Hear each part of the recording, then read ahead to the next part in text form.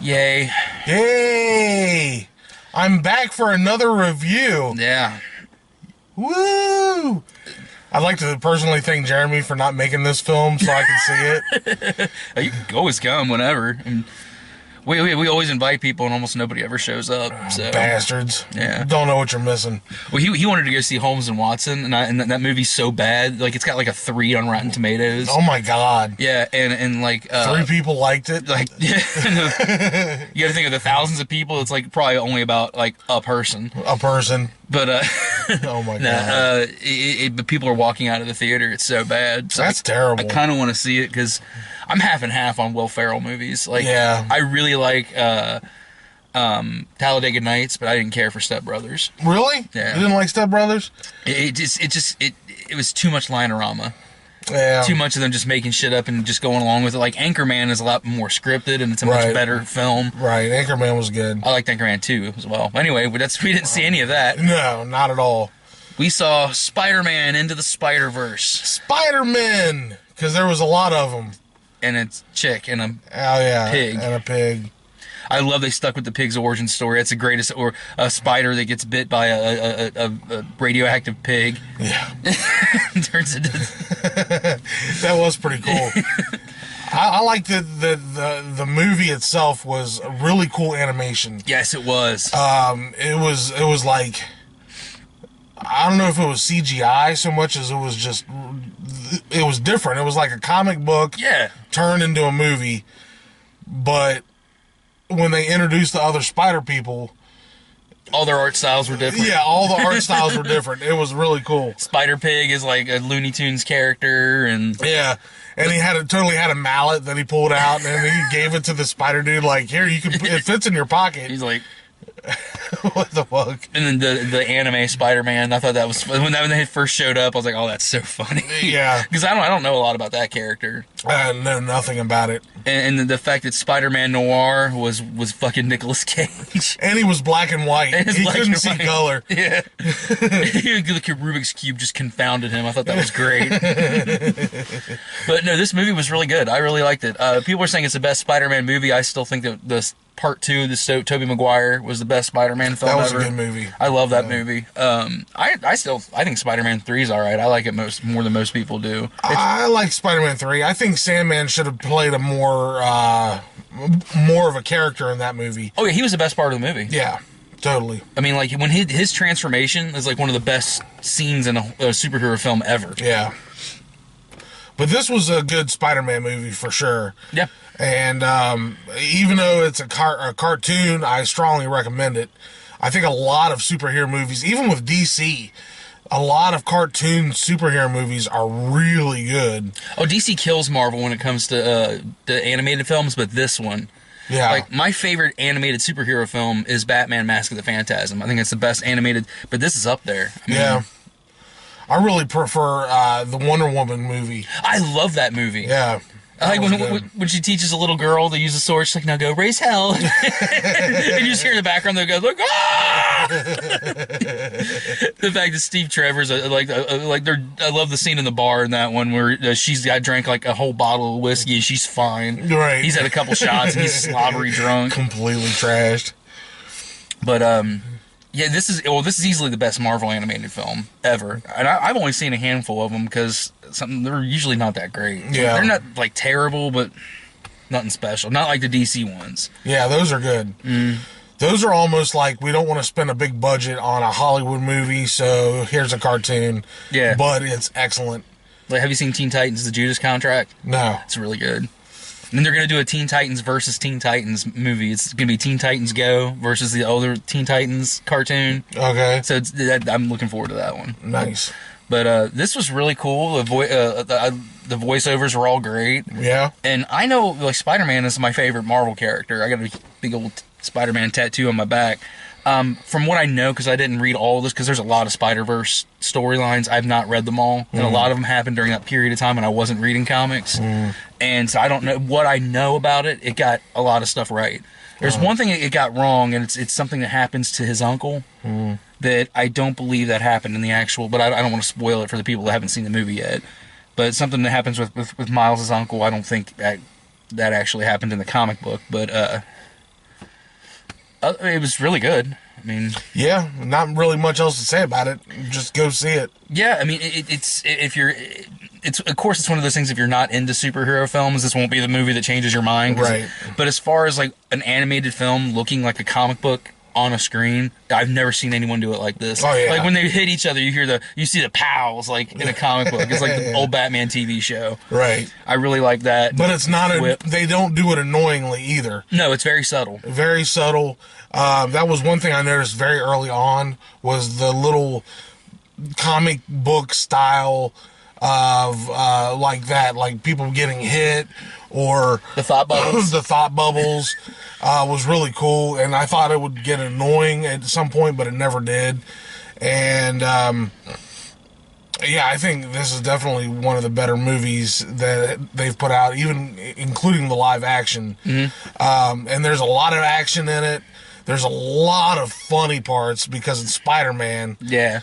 And yeah, it turned out great. I think I don't know about the Spider-Verse because I haven't read the comics, but the fact that the Spider-Man, well, that'll totally be a spoiler, but the one dies, and I thought that was strange. With considering I just watched the last Avengers movie, and Spider-Man dies in that. Yeah, which is a spoiler. You just seen Spider-Man die twice. Yeah, so I don't know what to believe now. Well, and this film, a lot like with Doctor Strange, really goes into the multiverse and explores the different dimensions and different universes, and it shows like, yeah, I mean, like, because that Spider-Man that died in the movie was not our Spider-Man, right? Like this Earth Spider-Man. It was so like, okay, yeah. I mean, Miles Morales' reality is not our reality. Okay, it's the other, but that's so much better explained in the comics. And another thing I want to say, because I brought this up on the way in, there are, of course, those far right-wing groups that like to protest anything with anybody that's a minority in it. I mean, like when they said that Wonder Woman wasn't American enough. Oh, yeah. And she's not fucking American. She's not American. The actress isn't. The character never has been. No. But there are people that like, oh, it's just the SJW movement.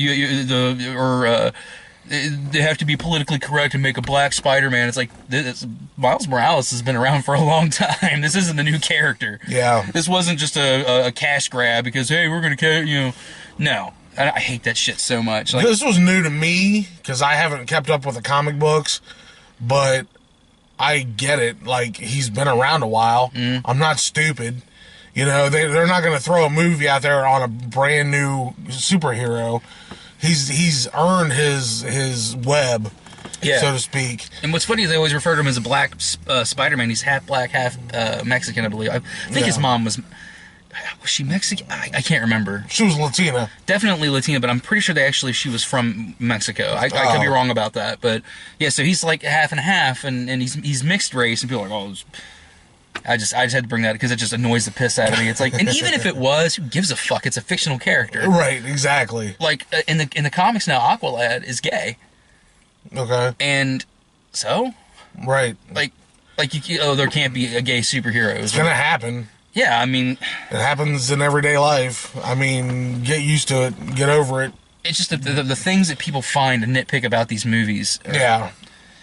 You didn't care for the animation, that's one thing, but bitching about the ethnicity of the character, fuck you. And chances are good, most of these people probably aren't comic book fans to begin with. Exactly. And probably weren't even going to go see the movie to begin with. So their opinion really doesn't fucking matter. Very true. Yeah.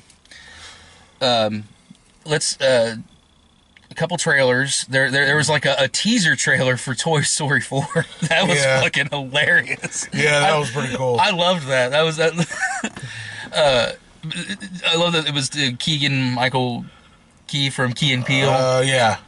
I couldn't catch who the other voice was. I don't think it was the other dude from Key and Peele, but that was funny. Just his reactions, and that dude's voice just cracks me up. Yeah. Like when he's Luther, Obama's anger translator. I love that shit. But that looked really good. But the How to Train Your Dragon 3.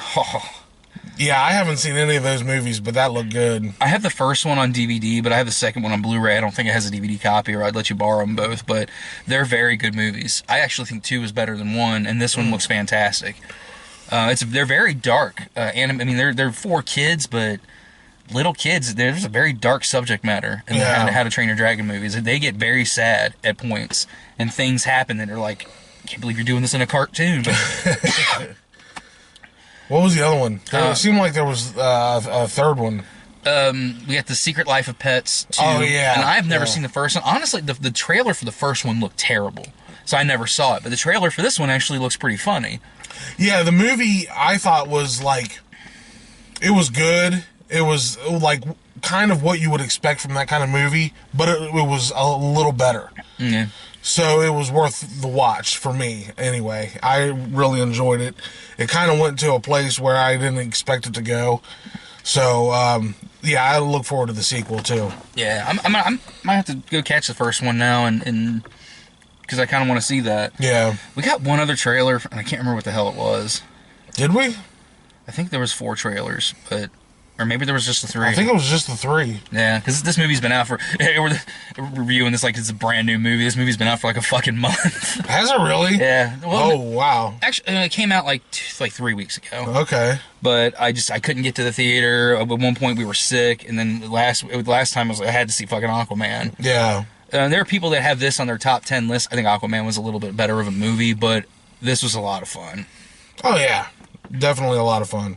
Aquaman definitely was a little bit better, but you're looking at a multi-million-dollar budget versus what they spent on this, which I'm sure wasn't much. I think it was like an $80 million budget for Spider-Man, but it's already but it's made like $400 million back. Oh yeah, no doubt. Dude, Aquaman, my God, Aquaman was $150 million to make.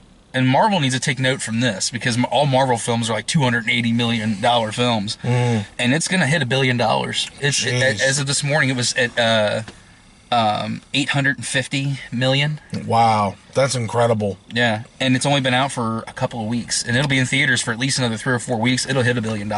Yeah, it'll outgross Batman v Superman, because that movie made a shit ton of money for whatever reason. Because the trailers looked amazing. Yeah, and the movie.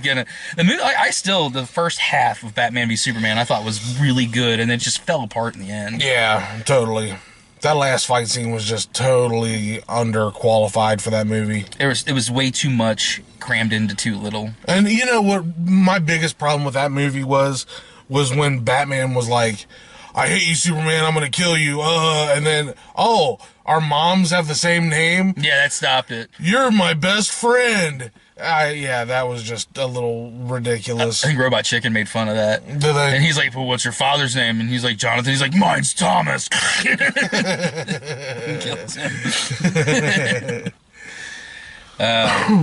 Anyway, yeah, next week there's like nothing playing, so I'm not going to... me and Amy are going to go see Mary Poppins Returns this week. That looks good. And in 2 weeks, Glass comes out. Yeah, that looks really good. I'm really looking forward to that, because I'm not a fan of most of Shyamalan's films, but I loved Unbreakable. Really like Split a lot. And Split was awesome. And to see a sequel to... It's going to be those 2 movies and a sequel, which are, in my opinion, his 2 best films. Well, The Visit was really good. I didn't care for the rest of them. We did a video on that years ago, and I don't know what the hell happened to it. Really? Yeah, the little cassette that we had it on. I have no idea whatever happened to it. Oh, that sucks. It never aired. Nobody ever saw it. It kind of sucked because that was really funny. Yeah. When we reviewed Lady in the Water and all of them. Yeah, really. God. The Village. That was Lady in the Water was so bad. Terrible. That was his worst film. Yeah. That's saying something. All right. Well, guess we'll call it there. And you want to plug your blog? No. Okay. That's it then. Goodbye. Bye.